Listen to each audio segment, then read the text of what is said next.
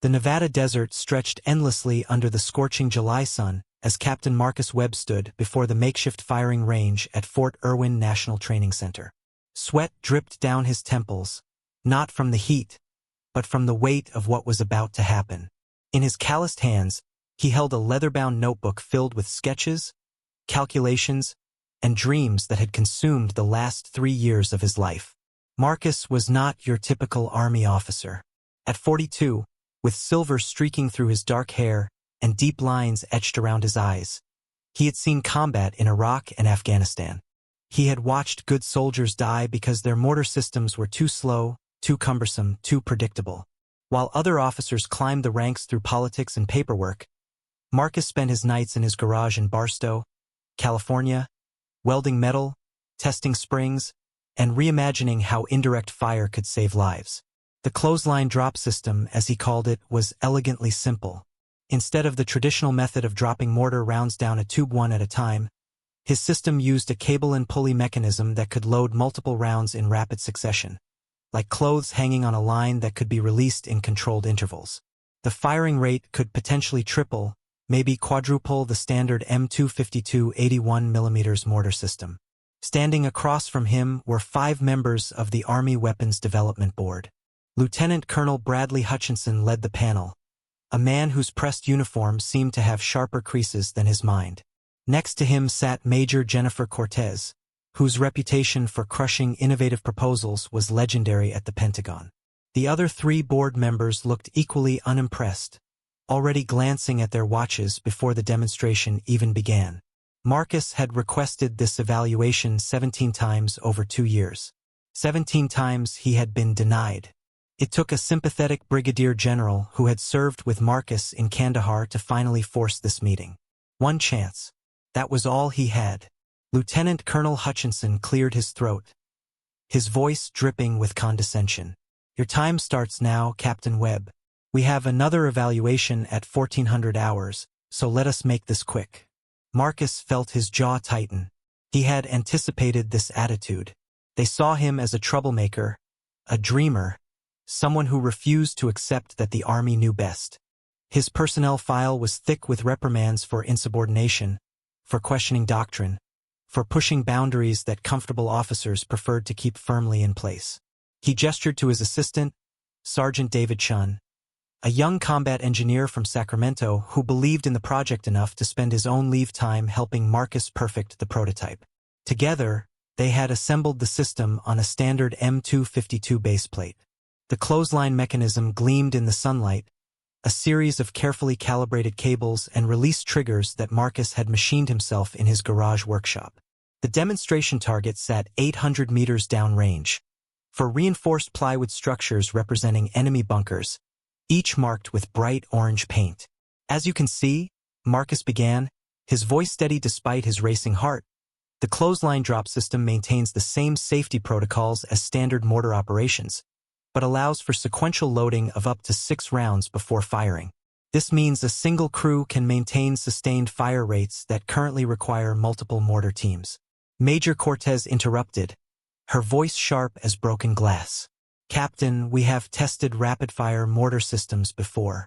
They overheat, they jam, they create safety hazards for the crew. What makes you think your garage invention is any different? Marcus met her eyes. Because I built it to solve those exact problems, ma'am. The cable system distributes heat stress across multiple contact points. The release mechanism is purely mechanical, no electronics to fail. And the loading sequence prevents double feeds entirely. Hutchinson waved his hand dismissively. Proceed with your demonstration, Captain. Let us see this miracle weapon of yours. Sergeant Chun moved into position as Marcus called out range and elevation calculations. The first round slid into place on the cable system with a satisfying click. Marcus had test-fired this prototype 43 times in the Mojave Desert at dawn, when no one was watching, when it was just him and Chan and the dream of proving everyone wrong. His hand hovered over the release trigger. 3 years of work. 3 years of being called crazy, obsessive, dangerous. 3 years of his wife Sarah asking why he could not just be a normal officer, why he had to fight every battle, why their garage looked like a machine shop instead of a place to park cars. Fire when ready, Hutchinson said, already looking bored. Marcus pulled the first trigger. The first mortar round arced through the desert sky with a whistle that Marcus had heard 1,000 times in combat. It struck 70 meters short of the first target, sending up a plume of sand and disappointment. Marcus felt his stomach drop. Sergeant Chun immediately began adjusting the elevation, but Major Cortez was already writing notes with aggressive pen strokes. Hutchinson shook his head slowly, a thin smile playing at his lips. Marcus recalculated quickly, his mind racing through the variables. The desert heat was affecting the propellant differently than his dawn tests. He called out new numbers to Chun, loaded the second round onto the cable system, and fired again. This one overshot by 40 meters. "Captain Webb, I think we have seen enough," Hutchinson announced, standing up from his folding chair. The other board members began gathering their papers. "This is exactly why we have procurement protocols. Untested systems developed in residential garages are not how the United States Army conducts warfare." Major Cortez added, her voice cold and clinical, "You have wasted this board's time and taxpayer resources arranging this demonstration. Furthermore, your repeated requests for evaluation, despite multiple denials, show a pattern of insubordination that will be noted in your file." Marcus felt heat rising in his chest that had nothing to do with the Nevada sun. "Wait, give me 3 more shots. The system works, I just need to compensate for the temperature differential." Hutchinson turned back, his face hardening. "Captain, I am ordering you to stand down. This evaluation is concluded. Your system failed. Accept it like an officer and move on." The other board members were already walking toward their air-conditioned vehicle. Marcus looked at Chun, who stood frozen by the mortar system, his young face filled with confusion and anger. 3 years of work was crumbling in the desert dust. "Sir," Marcus called out, his voice tight with controlled desperation. "In Kandahar, 2nd Platoon got overrun because our mortar team could not maintain fire rate against a coordinated assault. 7 soldiers died. I was there. I carried 2 of them out myself." Hutchinson paused but did not turn around.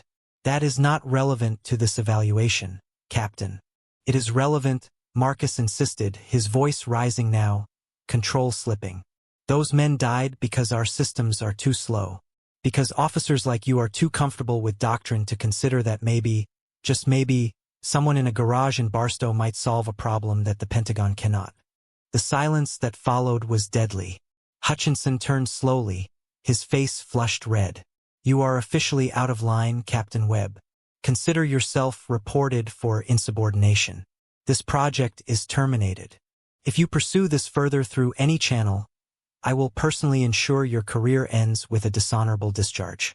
Marcus stood in the scorching sun, watching the board members climb into their vehicle. His hands trembled with rage and helplessness. 3 years. Gone. Chun started disconnecting the cable system, his movements slow and defeated. But then Marcus heard boots crunching on gravel behind him. He turned to see a figure approaching from the observation bunker, someone who had been watching the entire demonstration from the shadows. The man wore civilian clothes, khaki pants, and a simple button-down shirt, but moved with unmistakable military bearing. Colonel Richard Davison, retired, extended his hand. Marcus recognized him immediately. Davison was a legend in artillery circles, a former commander of the 75th Ranger Regiment who had revolutionized close air support tactics in Somalia. He now worked as a private defense contractor. "That was quite a show, Captain Webb," Davison said, his weathered face unreadable. "Both your demonstration and that display of bureaucratic cowardice." Marcus felt his defenses rise. "If you are here to lecture me about chain of command, sir, I have heard enough for one day." Davison smiled slightly. "I am here because Brigadier General Morrison told me about your system. He also told me you were stubborn enough to tell a review board exactly what you thought of them." He paused, looking at the mortar setup. "Your first 2 shots missed because you calculated for sea-level propellant performance. We are at 2,000 feet elevation here. The air density difference matters." Marcus blinked. He had not factored that in. The humiliation deepened. "But your system design is brilliant," Davison continued. I have been developing mortar tactics for private military contractors for 15 years. I know what works in real combat, not in Pentagon conference rooms. He walked over to the cable mechanism, running his fingers along the release triggers. How fast can this actually fire once properly calibrated? Chun spoke up, his voice hesitant. In our Mojave tests at dawn, we hit 6 rounds in 90 seconds, sir. All on target. Davison whistled low. That is triple the standard rate. He turned back to Marcus. I have a proposition for you, Captain. There is a private demonstration happening in 2 weeks at Yuma Proving Ground. Defense contractors, foreign military observers, actual combat veterans who care about results, not protocols. Real bunker targets. Real evaluation. Can you have this system ready? Marcus felt something shift in his chest. Hope, dangerous and fierce. But Hutchinson just terminated my project. If I pursue this, he will end my career. Davison met his eyes. Then you have a choice to make. Play it safe, follow orders, let your system die, and spend the next 20 years wondering what might have been. Or take a risk that might cost you everything but could save lives the way you always intended. If you believe the system can make a difference, if you are rooting for Marcus to prove them all wrong, take a moment and subscribe to the channel. This story is just getting started. 2 weeks later, Marcus stood at Yuma Proving Ground in Arizona, his career hanging by a thread. He had taken emergency leave, maxed out his credit cards to transport the equipment, and ignored 3 direct orders to report to Hutchinson's office. Sarah had stopped answering his calls. Everything he had built in 20 years of service was crumbling. But the clothesline drop system gleamed in the morning light, recalibrated and ready. The demonstration range was different from Fort Irwin. Real concrete bunkers reinforced with steel, designed to simulate enemy fortifications. 50 observers filled the bleachers. Defense contractors, military attaches from Israel, Britain, and South Korea, and combat veterans who understood what seconds meant in a firefight. Colonel Davison stood beside Marcus, speaking quietly. For bunkers, standard M252 mortars take roughly 12 to 15 minutes to effectively neutralize all 4 with a 3-man crew. You have one chance to show them something different. Marcus nodded to Chan and their 3rd crew member, Corporal Williams, a mortar specialist from Texas who had joined them after hearing about the project. They had practiced until their hands moved like synchronized machinery. The elevation and range calculations were already set, adjusted for altitude, temperature, and wind.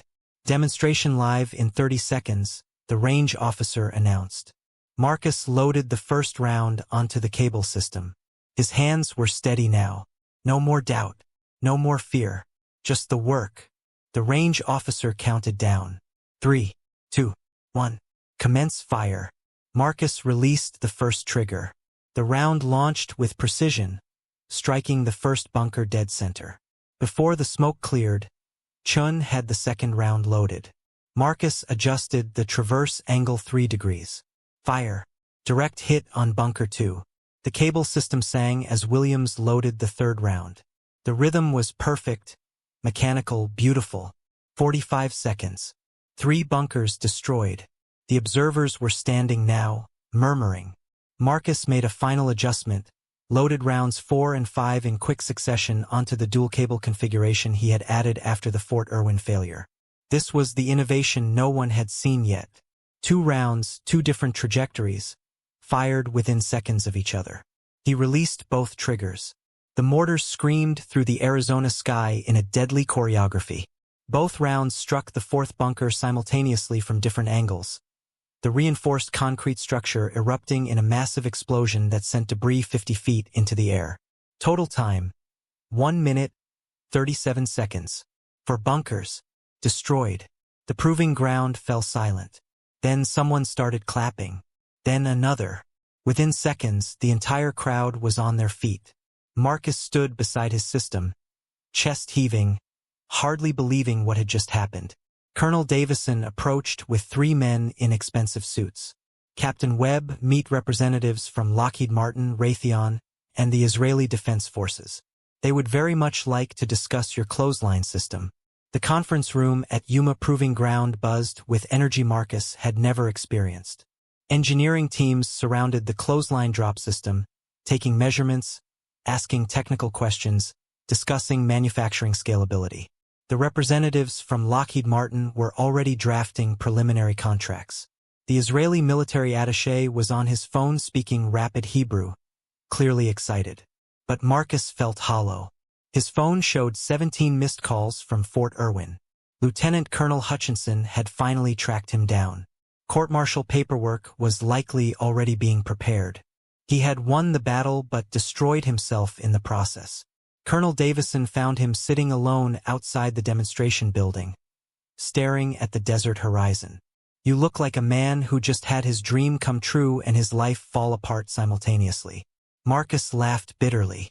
"They are going to drum me out of the army for insubordination. Dishonorable discharge. 20 years of service. Gone. My wife has not spoken to me in a week. I cannot even afford the lawyer I am going to need." Davison sat down beside him, pulling out his phone. "Before you sink too deep into that pit, you should see this." He turned the screen toward Marcus. It showed an email chain with a Pentagon address at the top. The message was from General Patricia Whitmore, commander of Army Material Command, one of the highest-ranking officers in weapons development. Marcus read in stunned silence. "Colonel Davison, I have reviewed the Yuma demonstration footage. Captain Webb's clothesline drop system represents exactly the kind of innovative thinking we need. I am personally intervening to halt any disciplinary action against Captain Webb.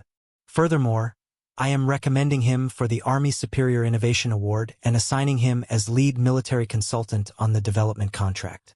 Lieutenant Colonel Hutchinson has been reassigned to administrative duties pending review of his handling of this matter." Marcus read it 3 times, unable to process the words. "How did she?" Davison smiled. "General Whitmore lost her son in Afghanistan. Mortar fire could not suppress the enemy fast enough during an evacuation.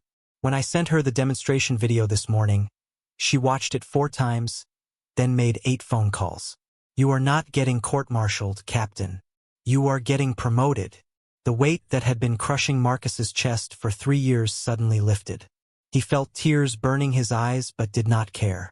Chun and Williams emerged from the building, both grinning. Chun held up his phone showing a news article. Revolutionary mortar system developed by Army captain could save countless lives. Marcus stood, his legs shaky. He dialed Sarah's number. This time she answered. "I saw the news," she said quietly. Her voice was thick with emotion. "I am so angry at you for risking everything. But Marcus, I am also so proud. You were right. You were right the whole time." "I am coming home," Marcus said. "And Sarah, the garage is yours again. Lockheed Martin is giving me a real workshop." 18 months later, Marcus stood on a different kind of proving ground. The morning sun rose over Fort Campbell, Kentucky, where the 101st Airborne Division was conducting live-fire exercises. But this time, Marcus wore civilian contractor credentials around his neck, and the mortar systems being fired were production models of his clothesline drop system, now officially designated the M252 CDS. Sergeant Chun, now promoted to Staff Sergeant, ran the training program for new crews. Corporal Williams had left the Army to work full-time as a technical instructor for the system. The 3 of them had become unlikely partners in a venture that now employed 47 people and held 12 patents. Marcus watched as a young mortar crew executed the rapid-fire sequence flawlessly. 6 rounds, 8 targets, under 2 minutes. The system that had been rejected, mocked, and nearly buried in bureaucracy was now standard issue for elite Army units. Foreign military contracts had followed. Israel, Britain, Australia, and South Korea all now used variations of the design. His phone buzzed. A text from Sarah with a photo of their garage, completely empty except for her new pottery wheel and kiln. Finally got MY space back. The message read, followed by a heart emoji. Their marriage had survived, stronger for having weathered the storm. She had started her own small business making ceramics, supported by the financial stability Marcus's defense contracts had provided. Another message followed, this one from General Whitmore's office. The Army Superior Innovation Award ceremony was scheduled for next month in Washington. Marcus would receive it alongside his promotion to major, a rank Hutchinson had once promised he would never achieve. Colonel Davison approached, now Marcus's business partner and mentor. The Pentagon just approved accelerated deployment to 3 more divisions. He paused, his weathered face breaking into a rare full smile. And Marcus, I just got word from Afghanistan. A forward operating base used the CDS system last week to repel a coordinated assault. 0 friendly casualties. The firebase commander specifically requested that we pass along his thanks. Marcus felt his throat tighten. That was what it had always been about. Not the patents, not the contracts, not proving Hutchinson wrong. It was about the soldiers who would come home because a mortar crew could fire fast enough to make the difference. He thought about the garage in Barstow, the sleepless nights, the mockery, the moment he almost gave up. Every rejection, every obstacle, every person who said it could not be done had been wrong. Thank you for watching this story until the very end. If it moved you, hit that like button and leave a comment about what inspired you most. Subscribe to the channel for more incredible true stories of people who refuse to give up on their dreams. What story should we tell next? Let us know below. Remember, sometimes the greatest innovations come not from boardrooms, but from someone willing to fight for what they believe in, even when the whole world says no.